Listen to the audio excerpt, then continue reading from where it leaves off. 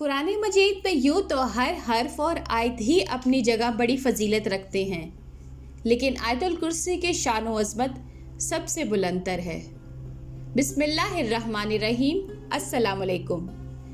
دین دنیا رہبر میں آج ہم آپ کو آیت الکرسی کی فضیلت اور اس کے فائدے بتائیں گے۔ حضرت ابی قعب رضی اللہ تعالی عنہ سے روایت ہے کہ رسول اللہ صلی اللہ علیہ وآلہ وسلم نے مجھے فرمایا، اے ابو منذر، کیا تم جانتے ہو کتاب اللہ کی کون سی آیت سب سے زیادہ عظمت والی ہے؟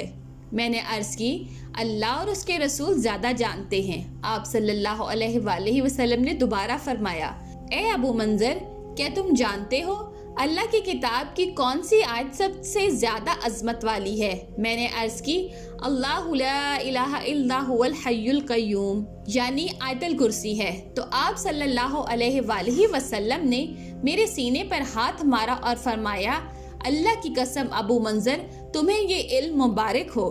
اس حدیث سے ایک تو قرآن علم کی اہمیت واضح ہوتی ہے کہ اس پر نبی صلی اللہ علیہ وآلہ وسلم سیدنا ابی رضی اللہ تعالی عنہ کو مبارکباد دے رہے ہیں۔ دوسرا، اس آیت کی افضلیت عیاں ہو رہی ہے کہ پورے قرآن میں یہی آیت سب سے اعلیٰ ہے۔ سوچنے والی بات یہ ہے کہ آخر کیوں اس آیت کی اس قدر اہمیت و فضیلت بیان کی گئی ہے؟ تو اس کی وجہ یہ معلوم ہوتی ہے کہ آیت الکرسی ساری ہی اللہ رب العزت کے تذکرے اور توحید کے بیان پر مشتمل ہے۔ اس آیت میں 16 بار اللہ کا ذکر آیا ہے، اور دوسرا، اس آیت پہ توحید باری تعالیٰ کے 11 دلائل دیے گئے ہیں، اور جس آیت یا سورہ میں توحید کا بیان ہوتا ہے وہ خصوصی مقام رکھتی ہے۔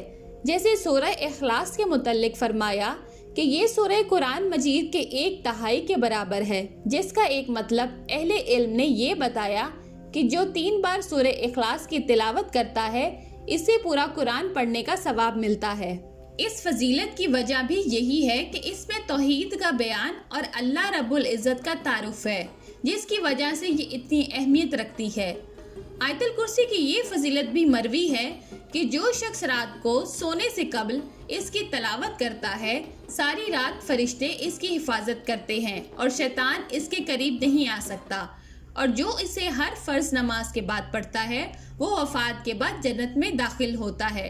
یوں ہی شب و روز کے مسلسل تکرار سے انسان کے دل و دماغ میں توحید پوری طرح بیٹھ جاتی اور ہر وقت اس کے اثرات تازہ رہتے ہیں۔ اگر آج مسلمان اللہ رب العزت کے تعارف اور توحید کے لیے سورہ اخلاص اور آیت الکرسی خود بھی ذہن نشین رکھے اور اپنے بچوں کو بھی اچھے سے سمجھا دے، تو کوئی وجہ نہیں کہ اس کے باوجود بھی ہمارے معاشرے میں ہر جگہ شرک کے مظاہر نظر آئیں اور مسلمان اپنے ہاتھوں سے مردے دفنا کر ان کو پوجنے اور حاجت روا مانگنے لگے۔ ابو ہریرہ رضی اللہ تعالی عنہ سے روایت ہے کہ نبی اکرم صلی اللہ علیہ وآلہ وسلم نے صدقہ فطر کی حفاظت کرنے پر مقرر فرمایا۔ کوئی شخص آیا اور چوری کرنے لگا، میں نے اسے پکڑا اور کہا، میں تجھے رسول اللہ صلی اللہ علیہ وآلہ وسلم کے پاس لے جاؤں گا۔ وہ کہنے لگا، میں محتاج ہوں اور سخت تکلیف میں ہوں، چنانچہ میں نے اسے چھوڑ دیا۔ صبح ہوئی تو نبی اکرم صلی اللہ علیہ وآلہ وسلم نے مجھ سے پوچھا کہ ابو ہریرہ، آج رات تمہارے قیدی نے کیا کہا تھا؟ میں نے کہا، اس نے تکلیف اور عیال داری کا شکوہ کیا تو میں نے اسے چھوڑ دیا۔ آپ صلی اللہ علیہ وآلہ وسلم نے فرمایا، خیال رکھنا وہ جھوٹا ہے، وہ پھر تمہارے پاس آئے گا۔ چنانچہ اگلی رات وہ پھر آیا اور چوری کرنے لگا، میں نے اسے پکڑ لیا اور کہا، آج تو میں نے تجھے رسول اللہ صلی اللہ علیہ وآلہ وسلم کے پاس لے کر جاؤں گا۔ اس نے پھر محتاجی اور عیال داری کا شکوہ کیا اور میں نے اسے چھوڑ دیا۔ صبح ہوئی تو نبی صلی اللہ علیہ وآلہ وسلم نے مجھ سے پوچھا، تمہارے قیدی نے کیا کہا تھا؟ میں نے کہا، اس نے شکوہ کیا تو میں نے اسے چھوڑ دیا۔ آپ صلی اللہ علیہ وآلہ وسلم نے فرمایا، خیال رکھنا وہ پھر آئے گا۔ تیسری رات وہ پھر آ گیا اور چوری کرنے لگا، میں نے کہا، اس بار میں تجھے رسول اللہ صلی اللہ علیہ وآلہ وسلم کے پاس لے کر جاؤں گا۔ اس نے کہا، مجھے چھوڑ دو، میں تمہیں چند کلمات سکھاتا ہوں جو تمہیں فائدہ دیں گے۔ میں نے کہا، وہ کیا ہیں؟ کہنے لگا، جب تم سونے لگو تو یہ آیت الکرسی پڑھ لیا کرو، اللہ کی طرف سے ایک فرشتہ نگہبان ہوگا اور صبح تک شیطان تمہارے قریب نہیں آئے گا۔ تو میں نے اسے چھوڑ دیا۔ جب صبح ہوئی تو نبی کریم صلی اللہ علیہ وآلہ وسلم نے مجھ سے پوچھا، رات کو تیرے قیدی نے کیا کہا تھا؟ میں نے ساری بات بتا دی تو آپ صلی اللہ علیہ وآلہ وسلم نے فرمایا، اس نے یہ بات سچ کہی ہے حالانکہ وہ کذاب ہے۔ پھر آپ صلی اللہ علیہ وآلہ وسلم نے مجھ سے کہا، ابو ہریرہ جانتے ہو 3 راتوں سے تمہارے پاس کون آ رہا تھا؟ میں نے کہا نہیں۔ آپ صلی اللہ علیہ وآلہ وسلم نے فرمایا، وہ شیطان تھا۔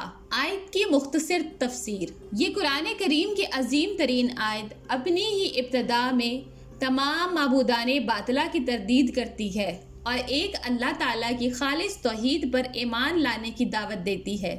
اللہ تعالیٰ نے فرمایا، اللہ لا الہ الا هو الحی القیوم، نہیں ہے کوئی عبادت کے لائق، نہیں ہے کوئی مشکل کشا، نہیں ہے کوئی بیڑا پار کرنے والا سوائے اللہ کے جو حی ہے، ہمیشہ زندہ رہنے والا ہے، اور قیوم کا کائنات کی ہر چیز کو قائم رکھنے والا۔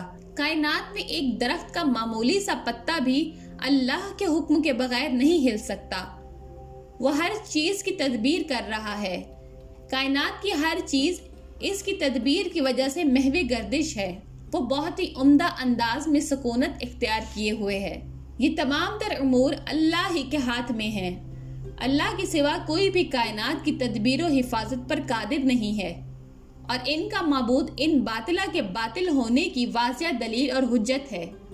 اونگ آنا اور نیند کا غالب آ جانا یہ کمزوری اور غیر پائیداری کی علامت ہے، اور یہ انسان کی خاص صفت ہے کہ جب وہ تھک جائے تو اس پر نیند کا غلبہ پا جاتی ہے۔ اللہ تعالیٰ نے فرمایا، لا تأخذہ سنۃ ولا نوم، کہ اللہ تو وہ ہے جس پر نہ اونگ غالب آتی ہے نہ نیند، اور نہ ہی کسی قسم کی کمزوری۔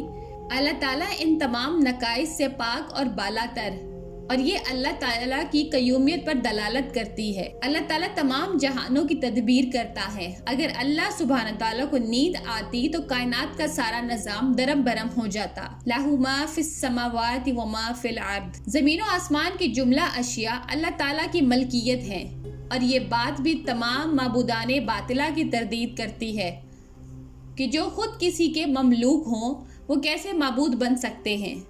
تمام موجودات اللہ ہی کے غلام اور سب اس کی رحمت کے محتاج ہیں۔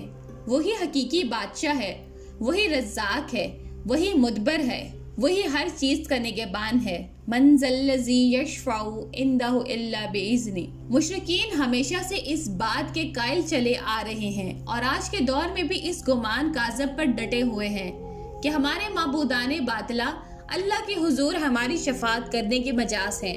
آج بھی ہمارے درمیان ایسے مشرکین و کفار موجود ہیں، یہ مزاروں اور قبروں کے پجاری، یہ چڑھاوے چڑھانے والے، یہ غیر اللہ کے نام پر نظر و نیاز، ذبح اور سجدے سجود کرنے والے اسی بات کے قائل ہیں کہ یہ جن کی ہم عبادت کرتے ہیں، یہ ہمارا پیر، یہ ہمارا مرشد ہماری سفارش کرے گا۔